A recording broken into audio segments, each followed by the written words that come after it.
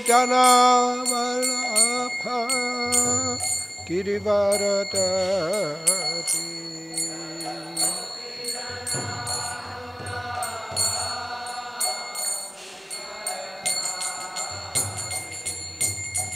Yashodanandana Pradachanadantana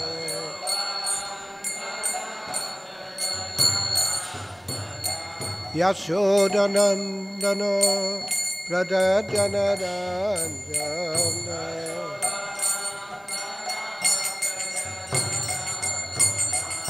Yamunatiravanatari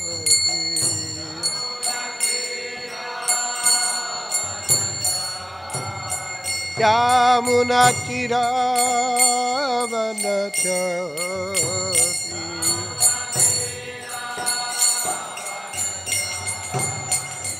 Jaya Radha Madhava Kunja Bihari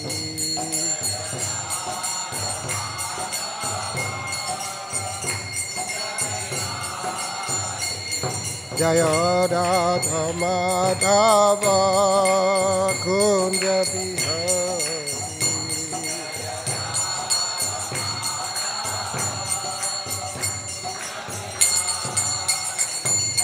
Gopijana Valapha Kirivaratari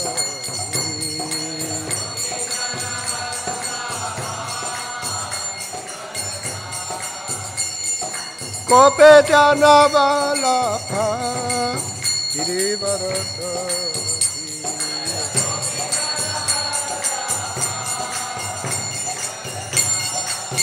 Yashodanandana Pradachanadantana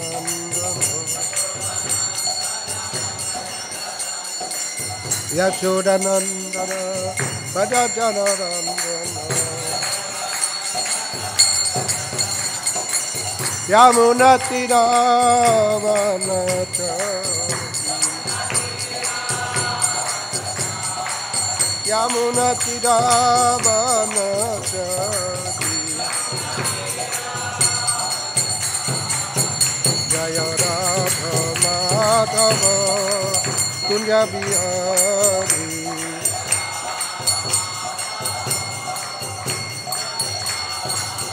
Jaya Radha Madhava Kunja Bihari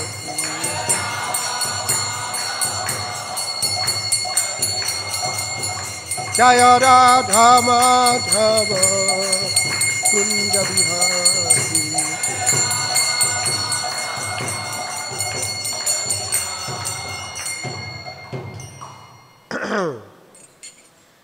Jayom Vishnu Paramahamsa Parivrajagacharya Stotarasarasvi Srimad His Divine Grace A.C. Bhaktivedanta Goswami Maharaj Srila Prabhupada Ki Jai Jayom Vishnupad Paramahamsa Parivrajagacharya Stotarasarasvi Srimad His Divine Grace Srila Bhakti Siddhanta Saraswati Goswami Maharaj Prabhupada Ki Jai Ananta Koti Vaisnava Vinda Ki Jai Prem Se Kaho Shri Krishna Chaitanya Prabhu Nityananda Shri Advaita Gadadha Sivasadi Gaura Bhakta Vinda Ki Jai Shri Shri Radha Krishna Gopa Gopi Go Shyamakund Radha Kund Giri Govardhan Ki Jai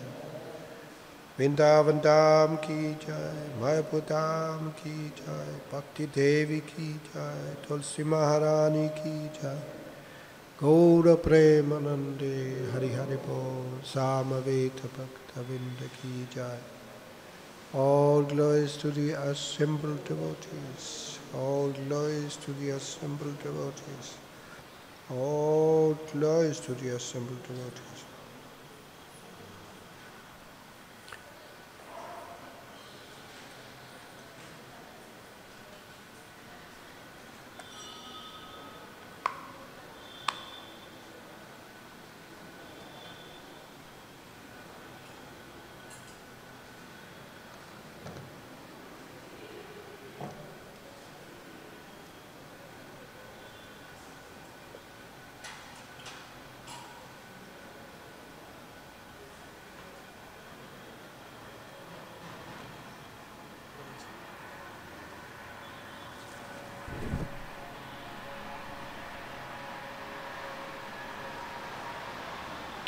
Om Namo Bhagavate Vasudevaya.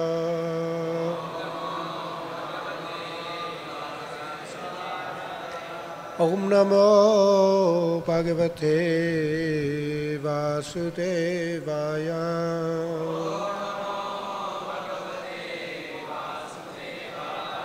Om Namo Bhagavate Vasudevaya.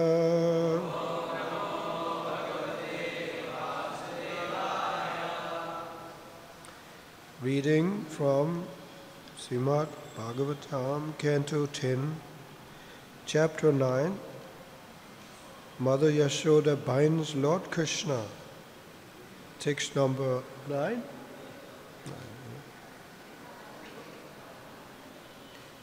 Tam Attayashtim Prasamiksha Satvaraha Tataha Avaruya Apasasara Bhitavat Gopi Anvadhavat Na Yam Apa Yoginam Ksamam Praveshtum Tapasa Iritam Manaha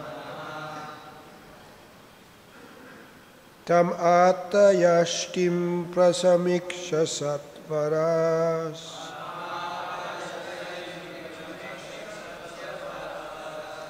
Tam Attayashtim Prasamiksha Satvaras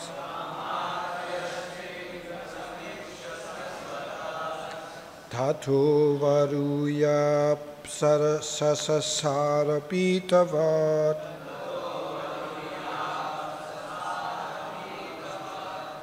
Tato Varuya Sasara Pitavat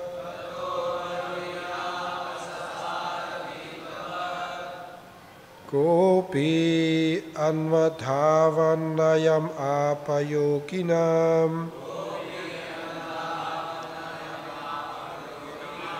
Gopi Anvadhavanayam Apayoginam Ksamam Praveshtum Tapaseritam Manaha Ksamam Praveshtum Tapaseritam Manaha Tam Attayashtim Prasamiksha Satvaras Tato Varuya Pasasara Pitavat Gopi Anvadhavanayam Apayoginam Ksamam Praveshtum Tapaseritam Manaha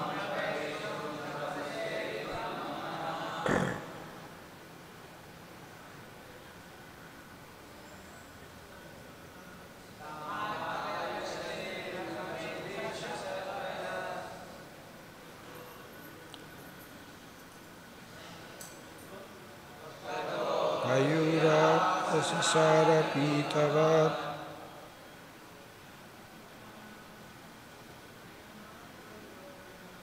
Gopi Anvadhavanayam Apayoginam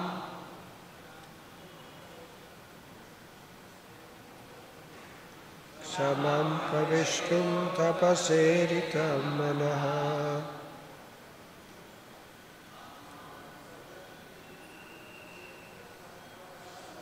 Tam Attayashtim Prasamiksha Satvaras Tato Varuya Pasasara Pitavat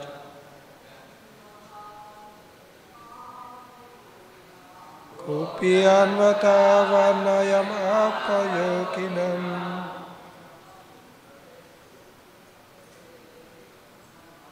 samam praveshtum tapaseritam manah.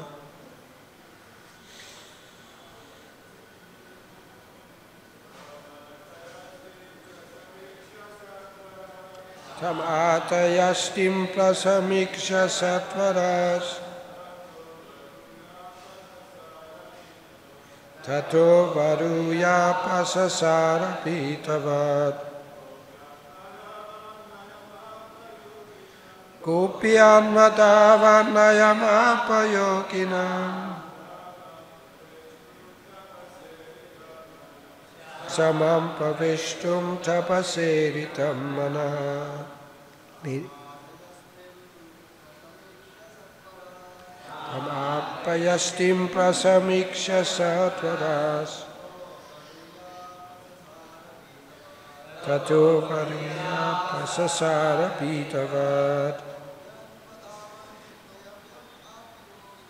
Gopiyan vadavanayam apayokinam samam praveshtum tapaseritam manah. After this, tam atayastim prasamiksha satvaras tato varuya pasasara pitavat Gopiyan vadavanayam apayokinam samam praveshtum tapaseritam manah.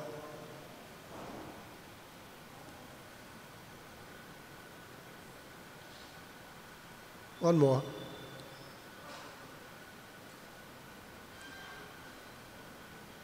Okay. What? Tam unto Mother Yashoda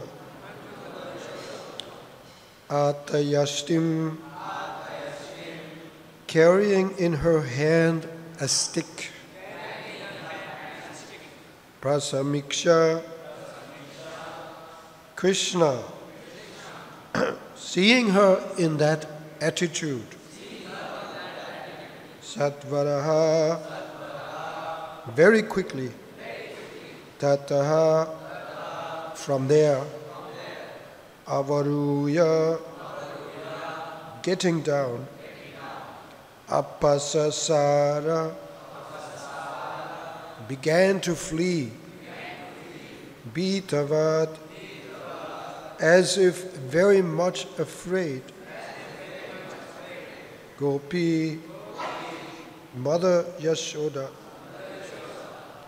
Anvatavat began to follow him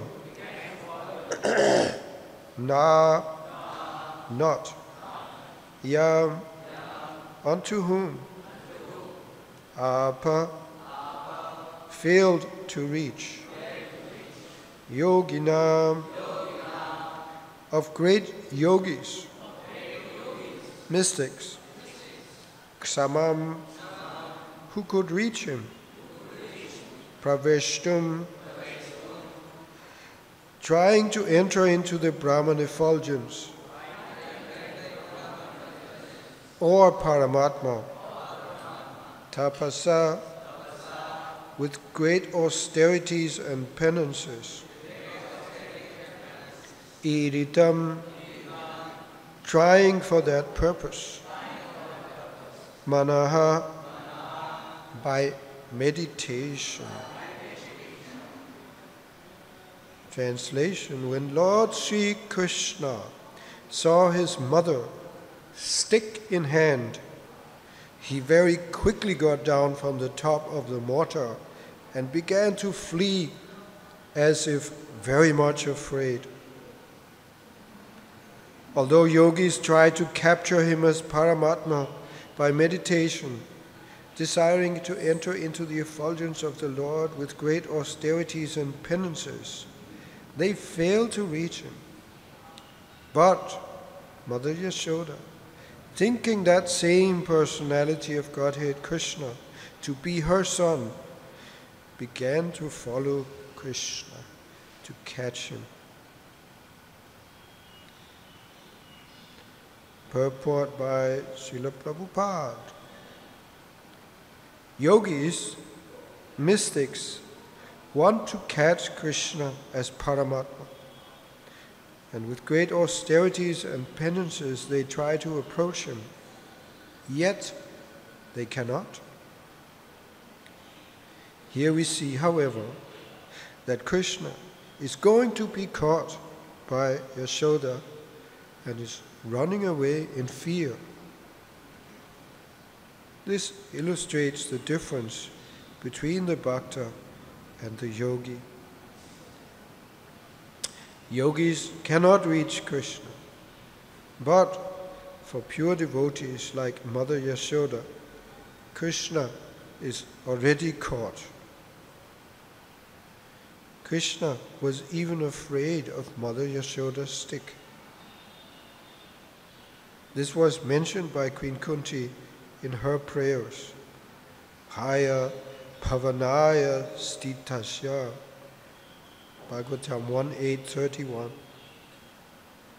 Krishna is afraid of Mother Yashoda, and yogis are afraid of Krishna.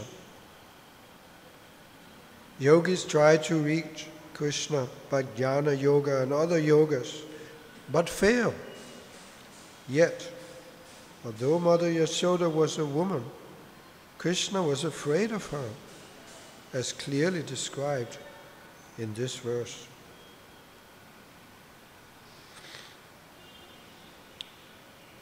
Tam ata yastim prasamiksha satvaras tato varuya pasasara pitavat gopi anvadavan nayam apayoginam kshamam praveshtum tapaseritam manaha.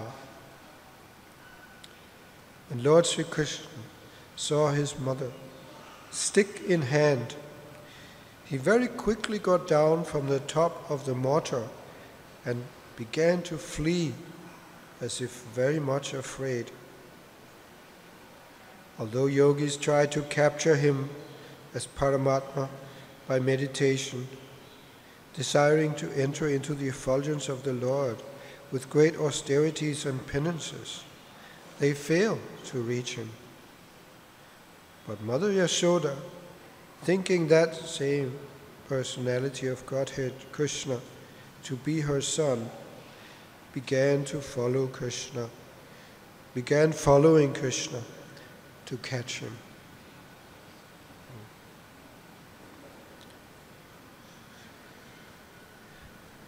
Namo Vishnupadaya Krishna Pristaya Putare Srimate Sridhar Swami Namine. Namo Vishnupadaya Krishna Pristaya Putare Srimate Bhaktivedanta Swami Namine. Namaste Saraswati Devam Gauravani Pratarine Nivishesha Sunyavadi Pastarati Satarine.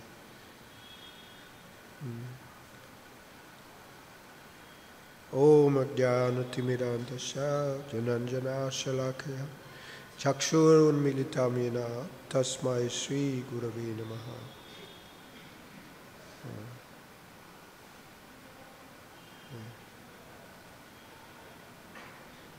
So this is very intimate, very high understanding of God. This is generally not what we speak to people about when they come to the temple for the first time.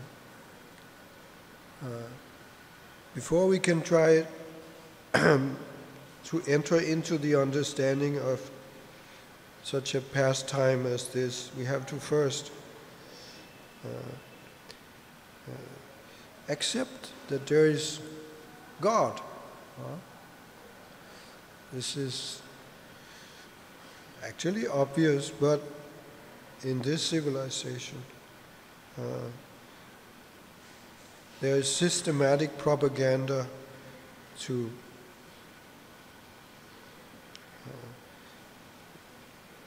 deny the existence, to make people accept that there can be such a thing as a creation without a creator.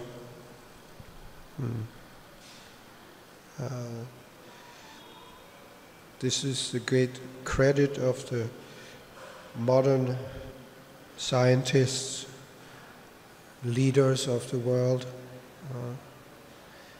headed by Darwin actually. Prabhupada said there were the three big rascals in modern civilization. Those were, anybody knows? One was Darwin, I already mentioned.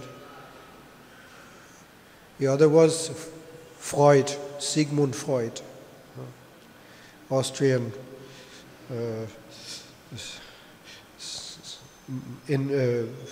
founder, acharya of psychiatry. And the last one was Marx, Karl Marx. Of course, everybody knows. So there are many others, and there is a concerted effort. It's going on. And recently, one of the later, what was his name? Stephen. He died just recently. He was Stephen Hawking. Yeah? And he was practically dead already. He was sitting in his wheelchair for many years. In the end, he was only one muscle in his cheek he was able to move. That was all. But still, with that muscle, he was still propagating his atheistic philosophy. So it's such people who are heavily influenced by this propaganda. We don't start by speaking about such pastimes. First we have to come to accept that God is great and we are subordinate to Him. And unless we follow His instructions, the injunctions of the scriptures, we're going to have to suffer. That's the first step. Then gradually we can bring people to understand, explain them about some higher levels of God consciousness. Of course, such pastimes as this Damodar Lila, which we are celebrating in this month of Damodar, one of the wonderful characteristics of these pastimes is that even though they are so intimate, there is also the demonstration of Krishna's unlimited opulence. In this verse here we are hearing about how he was so afraid of Mother Yashoda, but at the same time, after running and running and running all over the courtyard to try to escape, Mother Yashoda finally caught him. And he was so afraid, as it is described in this song, Damodar Ashtakam, that he was breathing very quickly. like that. You must have seen little children when they when they become very afraid, sometimes they breathe like that. And Mother Yashoda became so concerned. Because he was so afraid, she actually became worried about the psychological condition of her son, that he might, actually, he might suffer some psychological damage. It's funny because I don't remember what I bought, but it was here in India when you buy fruits, and I think it was some lemons I bought on the street here. So they wrap it in newspaper, old newspapers. So it just so happened that on the, sometimes one's attention is caught by things like that. There was an article about, how to handle. It's quite funny now, and it just comes into my mind. The article was about what to do with children who are suffering from, traumatic disorder. And there's a picture of a boy who is, I don't know how it's not a fake picture, I don't think, because the boy, he has an expression of utmost agony. His mouth is wide open and he's crying like that. All the muscles in his face are tense, and it's a horrible picture. But anyway, the whole article is about what children sometimes do out of how they become disturbed because of traumatic experiences, especially the thing that is mentioned. There are several examples there. If the parents, if there is some disagreement among the parents, if the parents are quarreling, and of course, if they end up divorcing, this is something that very much disturbs children. And the children, it's so disturbing, they can't speak about it, they can't express themselves. And how to deal with how to try to help such children.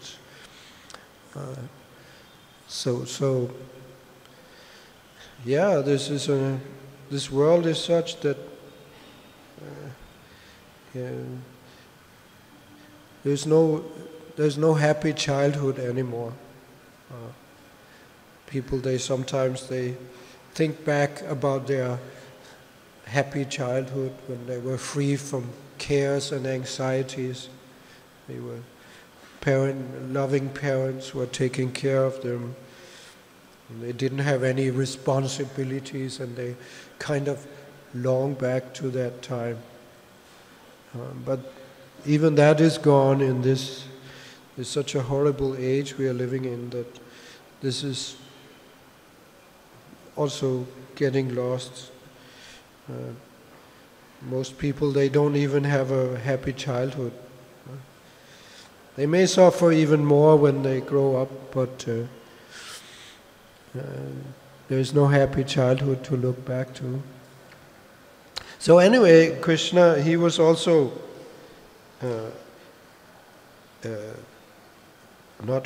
but he was becoming so fearful that Mother Yashoda became worried about her child, and she decided to throw away the stick which he was having in her hand, and she decided to bind him instead, as it is common practice, or at least was, I don't know anymore, but it used to be here in India that if children are too much naughty, you bind them up.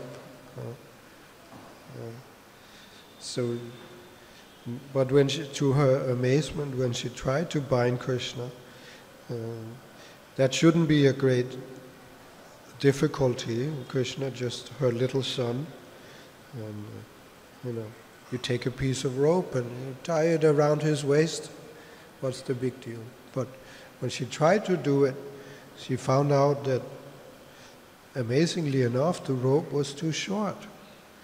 Even though Krishna was only a little boy, she still didn't give up. She thought, okay, no problem, I'll take another piece of rope, I'll add it, and then surely I will be able to bind Krishna. But still, even adding that rope, she was not able to bind. It was still too short. That was a surprise. She was becoming a little baffled. She still didn't give up. She took. Anyway, I'm going to bind Krishna. I have to teach him a lesson. It's my duty as his mother. So she was very determined. And she kept adding rope after rope.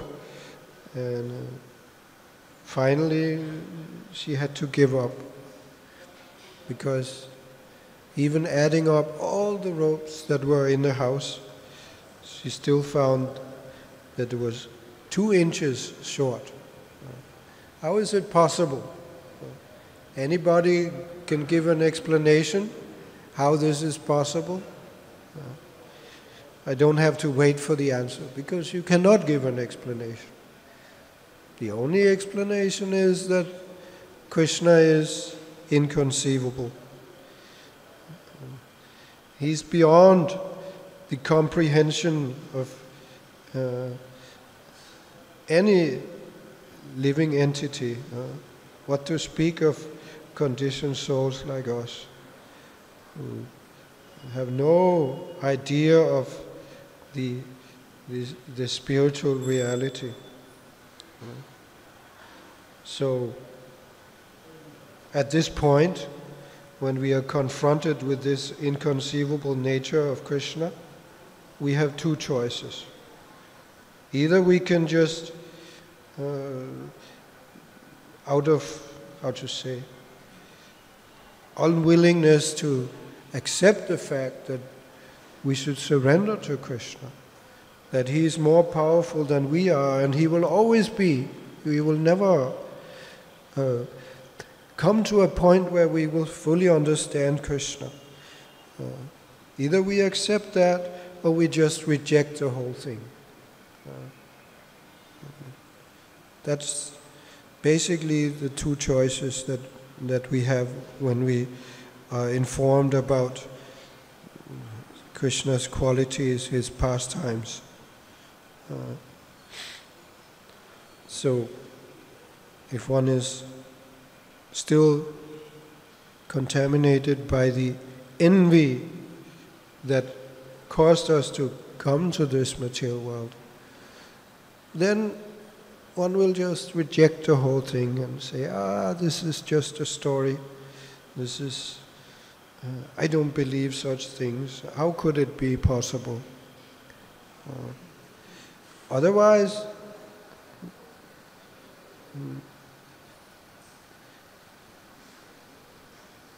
one just has to come to the point where one accepts the fact that Krishna is greater than I am. And that's wonderful. It's not, I shouldn't be disturbed by that.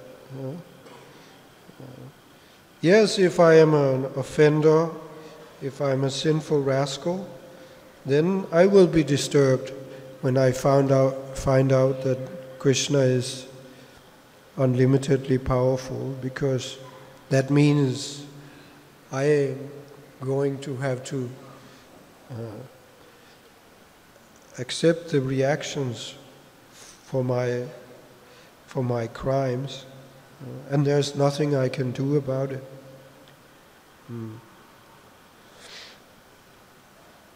But if one is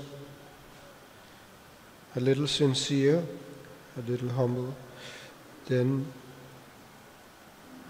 one will understand, yes,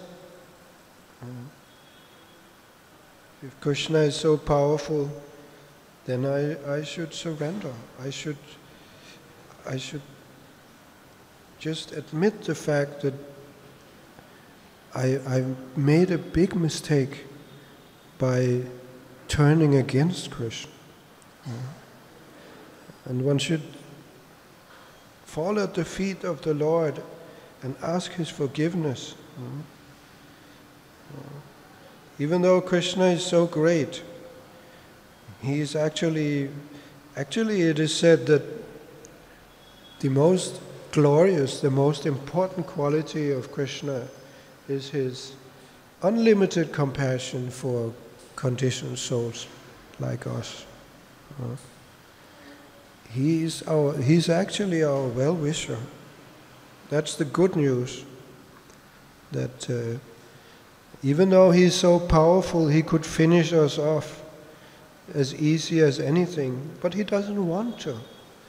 He wants our love. He wants our friendship. And He's just waiting for us to come to our senses and regret all the wrongs that we have done. And when we do that, then Krishna is immediately ready to accept us. He is so kind.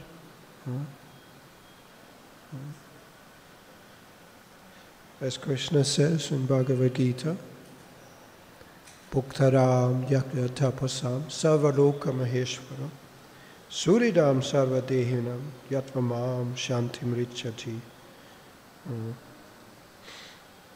Three things we need to know if we want to become free from the pangs of material existence. We have to know three things about Krishna. He's our best well-wishing friend. That's actually the most important. We have to understand that He's greater than we are, not only greater than we are, but He's the Lord of everything. Even great powerful demigods like Lord Shiva, Lord Brahma, they are also under Krishna's control. And everything in the whole creation, everything that, all the activities that the living entities are performing, the austerities that they perform, they are simply actually meant for Krishna's enjoyment. Krishna is the rightful enjoyer of everything. This could be a cause of concern when we hear this, but when we know that Krishna is also our best friend, then that is immediately, relieves the tension that we might feel when we hear about Krishna's greatness. He's so great, yes, but He's not going to take advantage. He wants to share the benefits of His greatness with us. He's inviting us into His circle of intimate friends. There's no need for us to try to become great. The conditioned soul, he has this idea that if I'm to become happy, I must become famous, I must become rich, I must become, people must love me, and so on. But it's a misunderstanding. This is not actually, first of all, we will never attain this perfection that we are dreaming. It's a dream only. But the actual key to happiness is to understand that Krishna has all these things already, and to be happy that Krishna is unlimitedly great and we are just very, very small.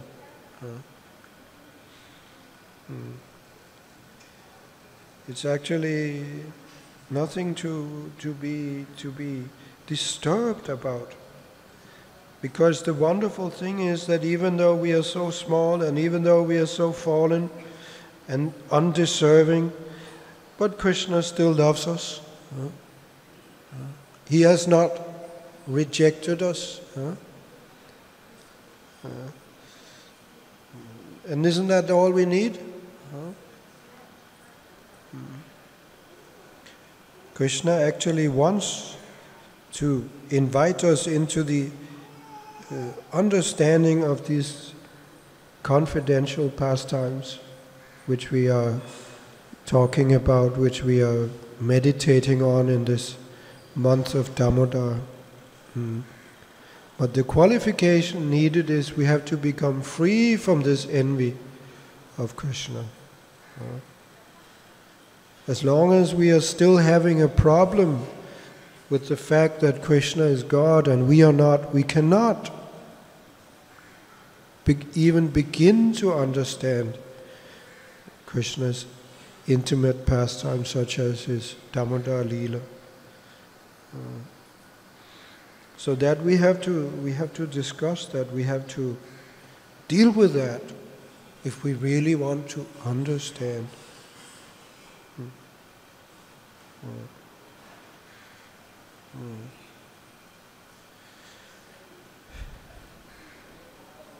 I have not been a brahmachari all my life. I was married for some years, and at one point I just had to surrender to the fact that it's not working. I had to get myself out of this entanglement with this lady. And sometime after, I was talking with my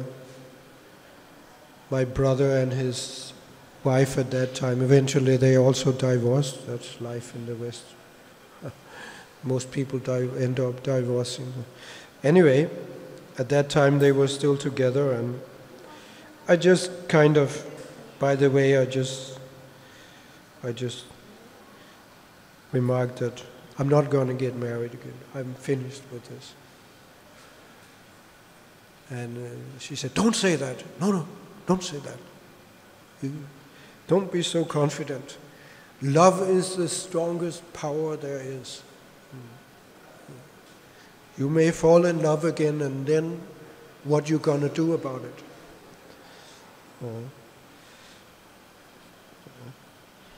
Yes, in one sense it is true. Love is the strongest power there is. But what is that love? That is the love of Krishna. That is actually, there is nothing more powerful. When we learn to love Krishna, when we take up the process to reawaken our love for Krishna, we will start to feel something. That love which is there in our hearts, it will start to sprout. And we can say even more important maybe is that Krishna will immediately display his love for us in such a way that we will be surprised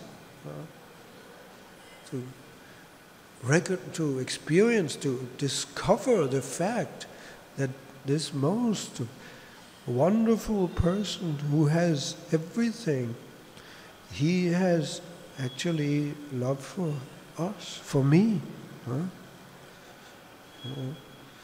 It can take one by. It can even in the beginning stages. One one can become overwhelmed by this sudden realization. And one may also forget it again, because that is the condition of a beginner in devotional service, that sometimes realizations come, but then Maya is very strong, it comes and it covers us over again, not for all time, but temporarily we fall back again to some more ignorant condition. It goes back and forth. This is not surprising. We shouldn't be bewildered by this. Sometimes we may question, was it real? We have some realizations, some good experiences, some emotional, heightened states of emotion, loving emotion towards Krishna, even in our neophyte state. But because we are neophytes, it may also go away, and one may wonder, was this real, or was it just my imagination, or was it something else? No, it was real. We should not doubt it, that these experiences that we sometimes have even in the beginning, that they are real, just because they have an aspect of temporary, being apparently temporary. It's just the way it goes, that in the beginning our Krishna consciousness is not steady. It comes and goes. But we should also know it for certain, that if we just go on following the process, then more and more we will come to a platform of steady Krishna consciousness. It will become our normal condition to think of Krishna, to feel ecstasy in our service to the Lord. It's going to happen. We just have to stick to it. And then we become eligible to enter into Krishna's intimate pastimes. Because these pastimes can only be understood if we understand that the essence of life, the essence of Krishna consciousness, is the loving exchanges between Krishna and his devotees. Everything else is subordinate to that. Why does Krishna become afraid? Why is he apparently surrendering to the position of being a helpless child, subjected to the punishment of his mother? Because the loving exchange in such activities is so sweet, that this is what Krishna wants. He appreciates more when his mother comes and threatening to chastise him, binds him up. Why? Because it's done out of love. There's no comparison to the love for Krishna which is displayed by the inhabitants of Braj. And that is really what it's all about. All other considerations, they are subordinate, they are subservient to those loving exchanges. That we have to understand. That is what we should always remember.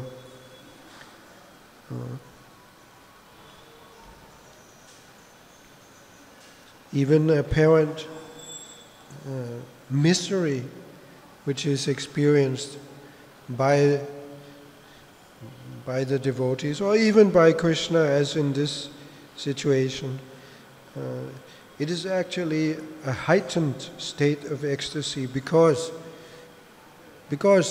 it's another manifestation of the love.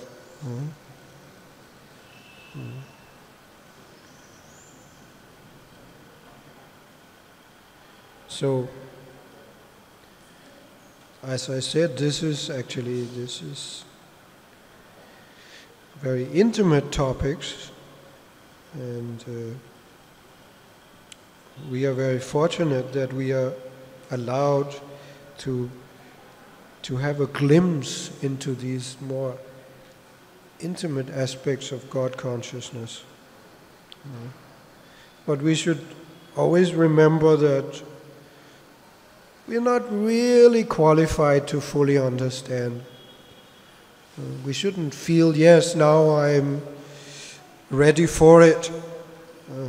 Let me just hear about Krishna's Rasa Lila, his Raj Lila. All the other things, this is for beginners. I've come to a higher level. No, those who think themselves qualified to relish these pastimes, that in itself is a disqualification. If we study the pastimes of Krishna, the descriptions of Krishna's pastimes as given in the Bhagavatam and other places, we will find out that those devotees who are on the topmost level, one of their qualifications for being on that level is that they feel themselves completely unqualified to be on that level. Just like one example is this well-known song by Bhaktivinoda Thakur, Gopinath. This whole song is it seems like a very miserable song, because the Thakur, he just goes on and on describing his horrible condition, his sinful state of existence, and lamenting about how he is so far away from Krishna and so on, so on.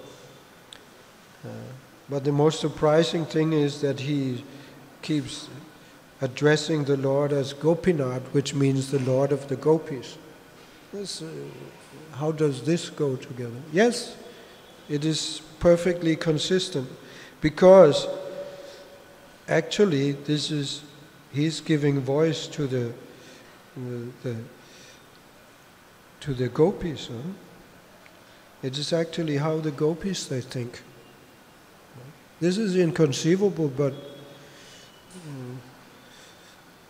it's confirmed in other places also that this is really the qualification for entering into these pastimes, entering into the understanding of these pastimes.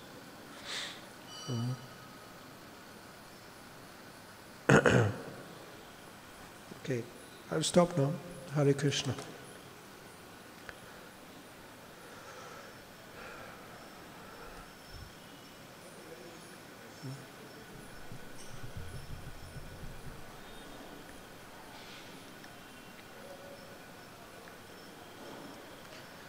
Any questions? No?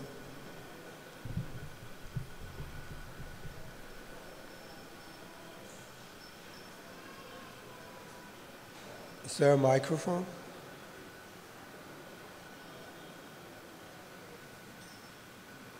Otherwise, you have to speak loud.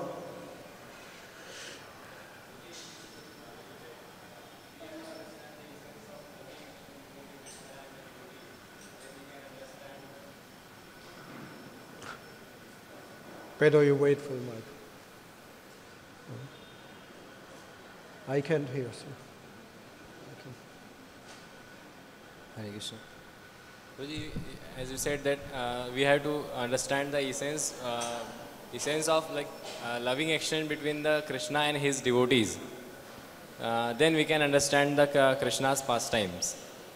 As we we distribute Krishna book, so there it is written Krishna's pastime. Understanding Krishna's pastime means what actually? For us, like neophyte like me, understanding Krishna's pastime means what? Is it possible? Is that your question? Can we understand?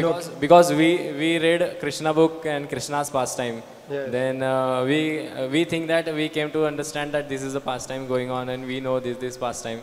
So, actually, understanding Krishna's pastime means what?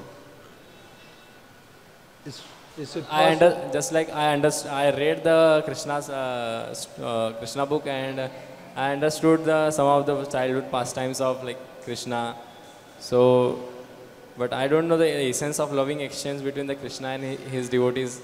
Like both are. So,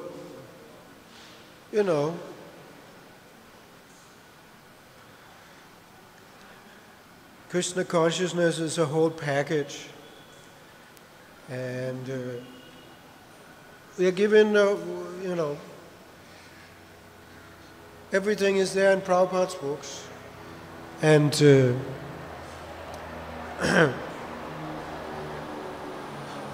the more intimate aspects, like Krishna's, Vrindavan Lila, for instance, like his Damodar Lila, this is also given. Together with the preliminary discussions of, like I said, just, the fact that God exists and that, we are responsible.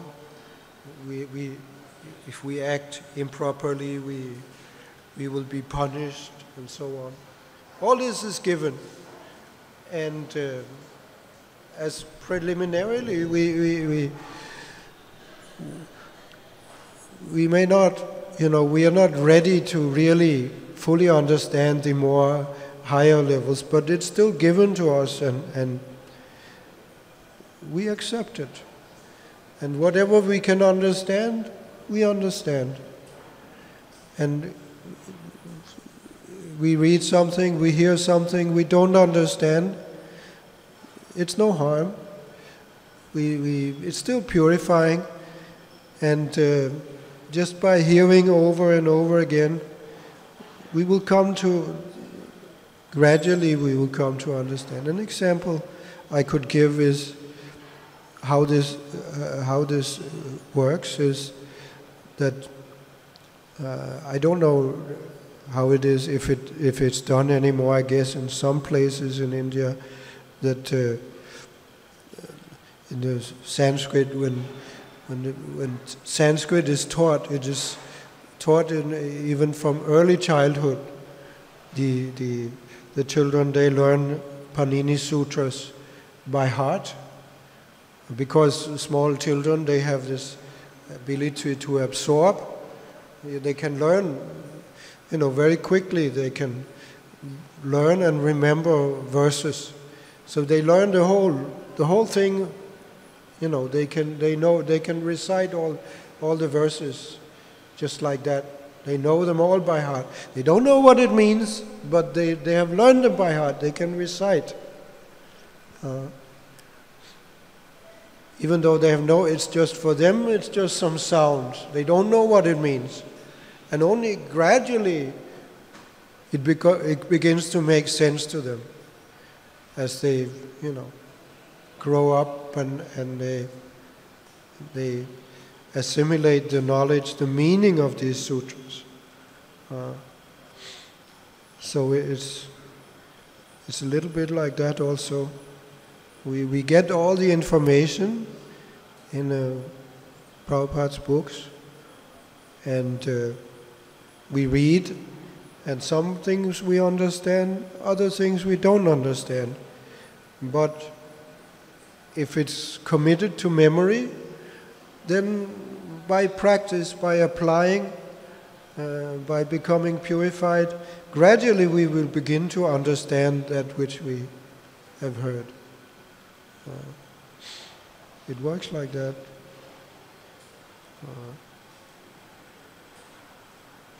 It's hard to explain, but there's no harm. We simply by hearing, even understanding or not understanding, we will get purified. And gradually, as we make advancement, we will understand more and more. It will come to life for us, all of the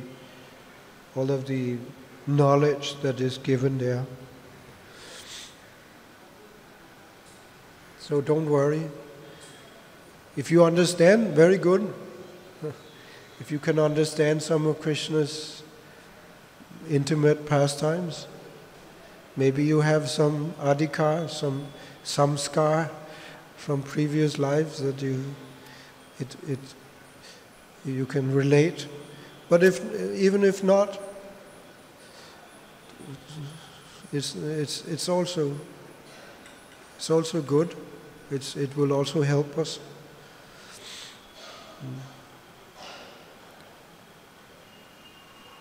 Okay? Anything else? Okay, we stop here then. Hare Krishna.